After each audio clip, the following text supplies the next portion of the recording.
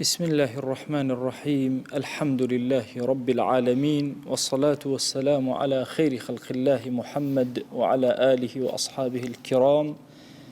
وتابعيهم بإحسان إلى يوم الدين. ربنا أرنا الحق حقا وارزقنا اتباعه وأرنا الباطل باطلا وارزقنا اجتنابه. ربنا آتنا في الدنيا حسنة وفي الآخرة حسنة وقنا عذاب النار. برزان خوشوستانم إمام غزالي لكتابي إحياء علوم الدين وإمج لخزمة مختصري منهاج القاصدين كدوجر كركراوي إحياء علوم الدين كوتاي كتابكي بناوي كتابي منجيات باسي أو رقانا من بؤكا كزور بزوي أجين أخوة جل جلاله رقا كاني صالح بون برو خواتشون لكتابي منجيات رنگ أداته زورك له بابەتەکان من باس کردوون بابێکی بۆ ئێمە دامەزران فەرمووی بابێک لەو ڕێوە زۆر و باشی بەخوا ئەگەیت بریتێ لە بابی نیەت و ئیخلاص و صدق. باسی نیەت و ئیخلاص لە دەرسەکانی ڕابردووە کردومانە ئەمڕۆیەنە سەر فەصلی سێهەم کە باسی صدقە. ئەفەرمێ عەبدوڵای کوڕی مەسعود بۆمان ئەگێڕێتەوە کە پێغەمبەریان صلی الله عليه وآله وسلم فەرموویەتی عەلەیکم بالصدق لسرتان واجبێکی سەرشانتانە زمانێکی صادقانەتان هەبێ صدقتان هەبێ. صدق کەلیمەیەکی گەورەیە دواتر عرستانەکەم تەنها زمان نییە. صدق کردەوەیە، صدق دڵە، صدق نیەتە، صدق زمانە. ئەفەرمێ فإن الصدق يهدي إلى البر. ئەگەر ئینسان صادق بوو لەگەڵ خوای خۆیە ئەمە وای لێ ئەکا بەرەو چاکەکاری ئەبا و چاکەکاریش بەرەو بەهەشتی ئەبا. واتە ڕێگایەک لە ڕێگاکانی چوون بۆ بەهەشت گەیشتن بەخوا جل جلاله لە ناو بەهەشتا بریتێ لە صدق. ئەفەرمێ پیاوی وا هەیە بەردەوام صدق ئەکات. صدق ئەکاتە بەشێک لە ژیانی لە کردەوەیە لە نیەتیە لە زمانیە هەتاوەکو لە لای خوا ئەنووسێ بە صدیق کە ئەمە پلەیەکی گەورەیە پلەیەکی تایبەتە لە ئومەتی پێغەمبەریانە صلی الله عليه وآله وسلم بە ئاشکرایەک صدیقمان هەیە کە ئەویش ئەو بەکری صدیقە کە پێغەمبەریان صلی الله عليه وآله وسلم ئەم نازناوەی لێناوە کە بە معنای کەلیمە صدق لە ئەخلاق و ڕەوشت و کردە و نیەت و زمانیە تەواجودی هەیە. بشری حافی ئەفەرمێ من عامل الله بالصدق استوحش من الناس. ئەفەرمێ ئەو کەسەی مامەڵە لەگەڵ خوایە بە صدق و ڕازگۆیی بکە ڕازگۆ بێ لەگەڵ ئەو کەلیماتانەی کە ئێڵێ لەگەڵ ئەو شانەی لە زمانی دەرەچێ ئەو کردەوانەی جێبەجێ ئەکە هەمووی صادق بێ. ئەفەرمێ مەیلی زۆر خەڵکی نامێنێ استوحش من الناس هەر حەزەکە هەموو کاتێ لەگەڵ خوای خۆیان بژی. دەی بزانە وشەی صدق بۆ چەندین مانا بەکاریە. یەکەمیان صدق لە زمانە ئەبێ ڕازگۆبی لە زمانە. کەسی ئیماندار واجبێکە لەسەر شانی ئەبێ هەموو وشەیەکی بپێوێ هەموو کەلیمەیە لە زمانی دەرەچێ ئەبێ تەحڕیکە بزانێ ئایا صدقە یان نا هەمیشە تەنها ڕاستێتی بەکاربێنێ. ئەفەرمێت بەرزترین یا زۆرترین ئەوەی کە مەشهورترین لە ناو خەڵکە مەسەلەی صدق بۆ زمان بەکاریە. ئەفەرمێ بۆ ئەم ناوعە بەکاریە و لە هەمووشیان ئاشکراترە چونکە عولەما ئەفەرموون ئەگەر ئینسان زمانی صادق نەبوو زۆر شتی تری ناصادق ئەبێ. بۆیە ئەبێ زۆر تەحەڕیکن لە مەسەلەی صدقی زمانە. ئەبێ خۆمان پارێزین لە کینایات و لە تعریض و لە قسەیەکەوە دووسەرە سێسەرە. موسڵمان زۆر صادق و صافە. ئەبێ هەموو کاتێک پارێزراو بین لە مەسەلەی درۆ ئیلا مەگەر لە حاجەیەکی زۆر ضروریە و لە مەسلحەتێکە کە لە ئەحواڵی عامەی خەڵکا بێ. پێغەمبەریان صلی الله عليه وآله وسلم لە یەکێ لە غەزوەکانە کاتێکە یان لە عامی غەزوەکانە کە غەزوەی ئەکرد هەندێک جار بە تعریض و کینایە شتەکانی ئەشاردەوە لە خەڵک هەندێک جار بە جۆری کردەوە حتا ئەگەر دیقەتان دابێت لە هیجرەتە شێوازی پێغەمبەری خوا صلی الله عليه وآله وسلم بە ئاراستەیەکە کە ئاراستەی مەدینە نیە دواتر ئەگەڕێتەوە کە جۆرێکە با بڵێن لە تەوریە لە بەرامبەر ئەمەیە کە ئەم خەڵکە وا تەسەورەکەن وا ئەچێ بەڵام ئەم بە طەریقەیەکی ترە ئەچێ. یان هەتا لەیەکێ لە غەزوەکانە پرسیاری لێکەن ئێوە لە چ عەشرەتێکن ئەویش ئەفەرمێ نحن من الماء ئەوان وا تەسەورەکەن لە عەشەتی بەحرن لە لای بەحرەوە لێەوە هاتوون بەڵام مەبەستەکەی ئەوەیە ئەمە هەمومان لە ئاو خەلق کراوین. مەسەلەی تعریض ئەفەرمێ کەسی ئیماندار ئیلا خۆی لێ ئەپارێزێ ئیلا لە کاتی پێویستیات و ضەڕوریاتانە بێ لەو کاتە مەجاری ئەداتێ شەریعەت کە بتوانێ هەندێک تەوریە بەکاربێنێ هەندێک تعریضات بەکاربێنێکە بەرامبەرەکانی بە باشی لێ تێنەگەیشتە بن بەڵام لە حقیقەتە ئەبێ حتا لەوە شام و لە حەزای ئەوەی کردبێ ئەو کەلیمەی بەکارێنێ دووسەر بێ سەری صدق و ڕازگۆیەتی هەبێ ئەفەرمێ و کەسەی پێغەمبەرگیان صلی الله عليه و آله وسلم ئەفەرمێ و کەسەی لە بینی دوو کەسە درۆیەک بکە بۆ ڕێکخستنیان پێناوتێ کاذب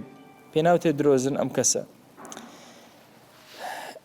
و هەروەها ئەو کەسەی کە هەر یەکێک لە ئێمە ئیماندار پێویستە بە دوای زمانمانەوە بین حتا لە مەسەلەی مناجاتمان لەگەڵ خۆی بێت زۆر وریابین ئەو کەلیماتانەی بەکارێن بە صدق و ڕازگۆیەتی بێڵێن غەزالی قسەیەک ئەکا لێرە ئینسان شەرم ئەیگرێ بەڕاستی کە ئەیخوێنێتەوە ئەفەرمێ بۆ نمونە تو ئەڵێ وجهت وجهي للذي فطر السماوات والأرض كدعاء الله أكبر تحرم دا بس للنجاة دعاء توجه سنة إنسان بيخوانه يكم كلمة عليه وجهت وجهي للذي فطر السماوات والأرض أو الروم كردوت الروي ضلم كردوت أو پروردگاريك أسمان كانوا زي خلق كردو أفرمي دي أو كسي فإن كان قلبه منصرفا عن الله مشغولا بالدنيا فهو كاذب أفرمي أو كسي أم كلمات أنا بزمان يايت بل أم ضلي لدولك لشيوك كان ناو بازار ودنيا أفرمي كسي كاذب الرازقو نبو لقل خوايا جل جلاله رازقو يتي لقل خوايا تايبد مندي خوي هي بوي إنساني إيمان دار أبي زور آقاي ليبي حتى لمناجاتيا كدواءك كقسأك لقل رب العالمين كبيمان أدابه أبي زور معاملەیەکی وریانە لەو لەفزانی کە لە زمانی دەرەچن سەواء لەگەڵ مەخلوقاتی خۆیان بێ یا لەگەڵ ذاتی پاکی پەروەردگارە بێ جەل جەلالوه دووهەمین دانە صدق لە نیەت و ئێرادەیە ئەبێ ڕازگۆ بین لە نیەتمانە نیەت لەو تارەکانی پێشەوە بە تەفسیل باسی نیەتمان کردووە ئەبێ خەوش و پوش و پەڵاشی تێکەڵ نەکەین نیەتەکان هەوڵ بدەین ساغ لەبەر خاتی خوا کارەکانمان جێبەجێ کردبێ وەکو عەرزم کردن جۆرێک لە جۆرەکانی کردەوە بەو شێوازەیە کە ئینسان تەنها لەبەر خاتی خوا جێبەجێیە کە هەمومان ئەومان هەیە کەسێک نییە لە ئەهلی دینداری کۆمەڵی کردەوەی نەبێ خاص لەبەر خاتی خوا جێبەجێیەک دەستنوێژمان تەنها لەبەر خاتی خوایە جل جەلالوه نوێ خۆشۆردنمان تەنها لەبەر خاتی خوایە جل جەلالوه خودی نیەت هێنان لە دڵمانە بۆ عەبدایەتەکان تەنها هی خوایە جل جەلالوه هەندێک جار وردەشت بۆمان دروسە بێ عامەی ئەم ڕۆژە هەستەکەین کەسێک سیرمانەکە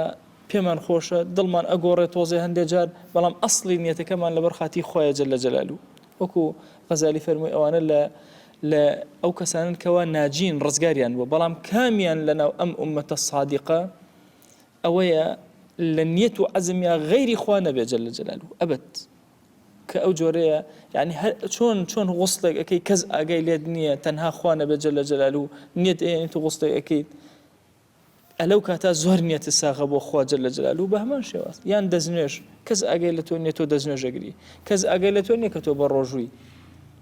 ئەتوانی ڕۆژەکەت بشکێنی و کەسیش نەزانێ بەڵام لەبەر خاتی خوا تۆ ئەوە ناکەی ئەوە ئەلەوەیە 100% کردەوەکەت لەبەر خاتی خوایە جل جەلالوه بۆیە ئەفەرمێ لە نیەتە ئەوە هەمووی ئەگەڕێتەوە بۆ بابەتی ئیخلاص ئێمەش لە باسی ئیخلاسە بە درێژی باسمان کردووە ئەگەر هەندێک حوزوزی نەفس و ئەوانەی تێکەڵ بوو صدقی نیەتی لە دەست داوە ڕاستە وتمان لێ قبوڵە کرێ ئەم کەسە خوای گەورە زوڵم لە عەبدەکانی ناکات لێ وەرەگرێ بەڵام لەگەڵ ئەوە ئەم کەسە صدقی نیەتی لە دەست داوە صاحبی ئەمە ممکنە وەکو ئەو کەسانەی لێبێ کە ئەو حەدیثە مەشهورەی کە عالمێک لەگەڵ قاریئێک لەگەڵ مجاهیدێکە ڕائەگیرێن لە ڕۆژی قیامەتە بە عالمەکە ئەڵێن تۆ چیتە کرد والله خوایان دەرسم ئەوتەوە قسم بۆ خەڵکە کرد و تارمەدا هەموو ئەمانم ئەکرد لە پێناوی توێ ئەفەرمێ کەذەبتە درۆت کرد یعنی خوا جل جلاله بە عەزەمەتی خۆی بەم زانایە ئەوە ئەڵێ ئیخۆ باشە شتەکانی کردووە نا ئەم درۆتکە یعنی نیەتت ڕاستی نەوت لەگەڵ منە نەبوو ڕازگۆ نەبوو ئەو باسی صدقی نیەتە یان کەسە قاریەکە قورئانم خوێن بەو شێوازەم کرد ئەینی بە هەمان شێواز کەذەبتە درۆت کرد بۆ چونکە ئەم کەسە نیەتەکە صادق لەبەر خاتی خوا نەبووە مجاهیدەکەش خوێنی خۆی ڕشتووە کەچی رب العالمین پێ ئەفەرمێ کەذەبتە ڕاست نەکرد درۆت کرد لەبەر چی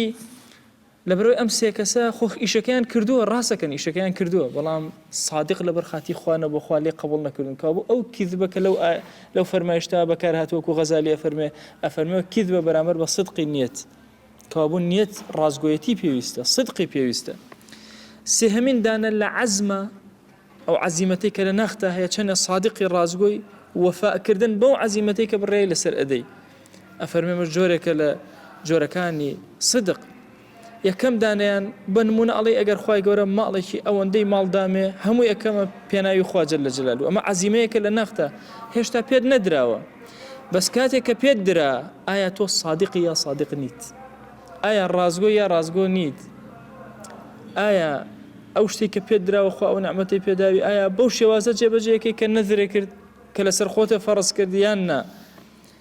ئەوە لە مەسائلی عەزم و جەزمی ئینسانە ئەی هەندێک جار سبحان الله ئینسان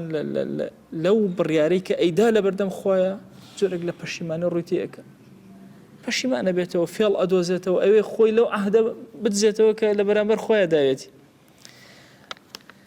ئەفەرمێ هەموو ئەوەی کە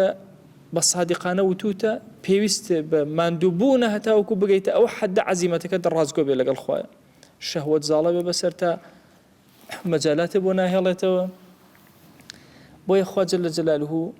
ئەفەرمێ من المؤمنين رجال صدقوا ما عاهدوا الله عليه أو عهد بيماني بخواي أدن رازقون لقاليا نكهموا إيمان دار من المؤمنين رجال لنا وكومل إيمان دارنا كوملانك هن كأو صدقيان هي أو زور زور رازقون لو عزيمة لو عهد بريارو قراري كداوي أنا وفاي بيوأكن أو كلماتاني كوتوي أنا إن جاءت هي أنا الشهيد فمنهم من قضى نحبه ومنهم من ينتظر هش أنا تشاور رأيك همو لحظة عهدي كلو نفسي خوي فروشتو بخوا جل جلاله يان أفرميه ومنهم من عاهد الله لئن آتانا من فضله لنصدقن ولنكونن من الصالحين أفرمي آياتك هندك هن عهد بخوا أدن بيمان أدن خوا بيمان بي أجر إيما فضلي خوتت بسارة باراني دولمند بون صدقة أكين خير وخيرات أكين كسي صالح بين لو مالي أمان ديتي أفرمي فلما آتاهم من فضله بخلوا به آياتك سبحان الله كخواي قول آيان داتي إنجا دس بي أكن وبخالت رزيلي أكن شروكي أكن بيمانك نابنا سر وتولوا وهم معرضون بشتكنا أو بيمانك داويانا فعقبهم نفاقا سبحان الله خوا عقوبيان أدابة شيء أو جورك صدق النبي لو أهدانك لقال خوايا أي بسي بالنفاق في قلوبهم يعني خوا نفاق جل جلاله عقوبيان بشي أدابة نفاق بو چونك أم كسا جورك للنفاق كردوا طبعا النفاق أحكام النفاق قرسترين أحكام لشريعة إسلامية طبعا أحكام كفر واضحة كسي كفر بالظاهرية أكا وكافر ديار النفاق زور زحمته تو كسي بو دياري ناكري حتى بيغمريان صلى الله عليه وآله وسلم منافقين دياري ناكر بلا فلان فلان فلان منافق علامات كان ديارك تنها حذيفة إيزاني صاحب السر بيغمريان صلى الله عليه وآله وسلم تصورك نفاق لصفي مسلمانانا بويا هيج زانايق ناتوانا حكم النفاق بسر هيج كسيكا بدا أبد بو چونك النفاق مسألة بيوسا بصدقي أم كسوا بيوسا بدلي أم كسوا خودلي كسا قال لا تبد نكردو تاتي بقي آية منافقة يا منافقنية بويا أفرمي أمانيك بيشتر عهدك يعني قال خوايا كرو هليان وشان وتوا يعني وإذا عاهدوا خالفوا معاهدين لسرشتيكر مخالفة أكن هاتون بيتشواني وجولا ونتوا خوايا كورا أفرمي عقوبان أدين بو نفاقي كلا دليانا إلى يوم يلقونه حتى أجن ولا إخوة جل جلاله بو أم عقوبة قرصة بو بما أخلفوا الله وعده بما أخلفوا الله ما وعدوه وهم يكذبون أفرمي لبروي أو عهد بيماني كداوي أنا بخوا جل جلاله نيان بردو سر درويان لقلا كرد درويان لقل أو بيمانا كردو كبخوان داو كوابو مسألة عهد بيمان بسن لقل خوايا جل جلاله هر بريارك كتو أيدي علي أم كردويا خوايا أجر فلانشتم بو بفلانشتكم همو جوركان نذر أكات جورك لعهد وواجب أبي لسر إنسان بل من أخويا كان أجر شفاء دام أو مثلا من فلانشت أكم بخير واجب أبي لسر هرب بيكي حتى ناتواني الصرفيكي بون من أجر كسي قوتي نخوش بوتي خويا أجر شفاء بده حيواني لسرم به ناتواني بارة بده ببارك باشتريج به هرب حيوانك بده واجب أبي لسر بوتو كأو عهد بيمانة لقال خويا بستويتي عهد كان يتر ئێمە لە زەمانێکی فتنە ئەژین زۆر کات گەنج پرسیاری ئەو ئەهدەم لێ ئەەکەن ماوەسا وەڵڵاهی جاریەوە ئێمە پەیمان ئەدەین بەخوا کە فڵانە گوناه نەکەین تووشە بینەوە.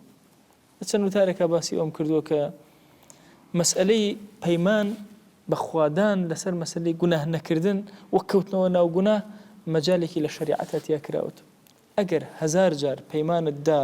تۆبەت کرد خوایە ئەمە ئەخیر جارمە ئەو گوناه دووبارەت کردەوە تەوبەکەشە دووبارەکەرەوە مەجالە بۆ کراوەتەوە لە شەریعەتە. تەنها لە مەسەلەی گوناهیشە بۆ شێوازێ ئەگەنا لە شتەکانی ترە کە تۆ پەیمانت دا بەخوا جەل جەلالوهو و هەر ئەبێ ئەو پەیمانە بەریتە سەر ئەبێ جێبەجێکی وەکو خۆی. بەڵام لە مەسەلەی گوناهەکە ئەگەر هات و تێکەوتیت و جاری دووهەم و سێهەم و دەیەم هەڵەکەت کردەوە پێغەمبەریان صلی الله عليه و سلم لە فەرمایشتە قودسیەکە ئەفەرمێ مادام عەبدەکە اعترافەکە بەخوا جەل جەلالوهو جارێکی تر ئەگەڕێتەوە تەوبە ئەکە ئیلا خوای گەورە لێ ئەبوورێ و لێ خۆشە. جۆرێکی تر لە جۆرەکانی صدق بریتێ لە صدق لە کردەوە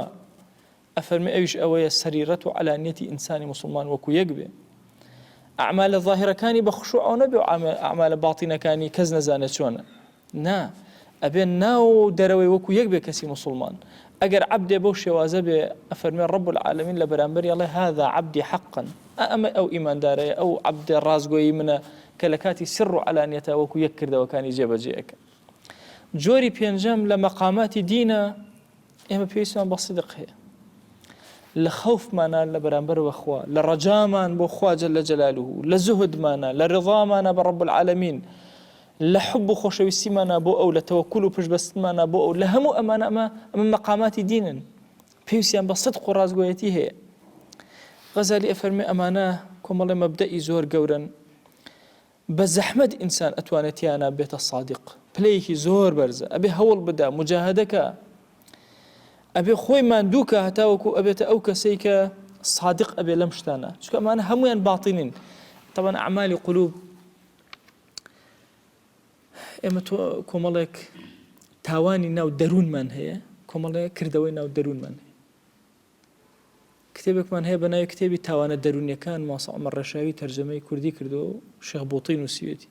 کتێبێکی زۆر نازدارە یەک لەو کتێبانەی کە من خۆم زۆر لە ژیانە ئیسفادەم لێ کردو ئەو کتێبەی جەنابی ماسە عومەری ڕەشاویە خوای گەورە دەرەجاتی عالیکە.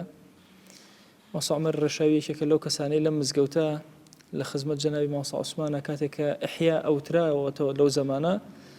ئەفەرمی هەموو جارێک تعلیقاتێکی تایبەتی خۆی هەبوو لەسەر ئیحیا علوم الدین خوای گەورە هەمویان عەفوکە و دەرەجاتی هەمویان عالیکە هەم شێخ بووتی هەم ماسە مەلا عوسمانی ڕەحمەتی هەم جەنابی ماسە عومەری ڕەشاوی. ئەو کتێبە کتێبێکی زۆر نایابە لەوێ تێ ئەگەی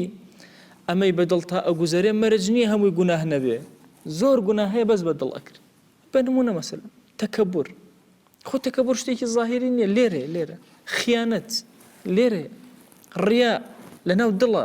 تو هەندێک جار لە دوعاکانە ئەڵێ اللهم إني أعوذ بك من الرياء والتكبر والجبن ترسنۆکی والبخل بەخیلی ئەمانە هەموو لە دڵی ئینسانە گوناهی دڵن دەی کردەوەی جوانی دڵیشن سەبرگرتن تەوەکل ئارامیەکان يعني حب و خۆشەویستی مەگەر عملێکی قەلب نییە و زۆر ئێمە مەطلوبین بەوەی جێبەجێکەین کە هەبوو دڵمان کردەوەی هەیە دڵمان پێویستی بە صدق هەیە بە ڕازگۆیی هەیە لەگەڵ خۆیان ڕازبی صبر ئەگری لەبەر خاتی خەڵک نەبێ سەبر گرتووە دڵت فعلا سەبری گرتووە ئەڵێن ڕازین بەخوا جەل جەلالوهو کەسێکت مردووە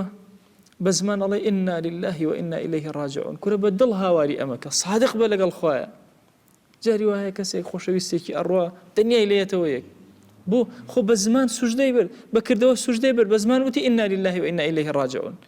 بەڵام دڵی ئارام نابێتەوە. بۆچی دڵی ئارام نابێتەوە ئەبێ ئەو صدقەیتیا بێ بە دڵ بڵێ ئینا لله وئینا ئیلەیه ڕاجعون اینجا دڵەکەی ئارامە بێتەوە. ڕاستە دڵ مەحزون ئەبێ لە سەرەتاکە بەڵام تەسەور ئەکەی کەسی وا هەیە دوای 2 ساڵ 10 ساڵ کەسێکی لە ڕۆژتۆی تر ژیانی خۆی فەرامۆش کردووە ئەوە نیشانەی نەبوونی صدقە لەو بابەتە و لەو مەقاماتی دینە. ئەبێ زۆر بە وریایی مامەڵەکەین لە مەسەلەی مەقاماتی دینە. ئەڵێ بە نمونە با ئێمە نمونەیەک بێنینەوە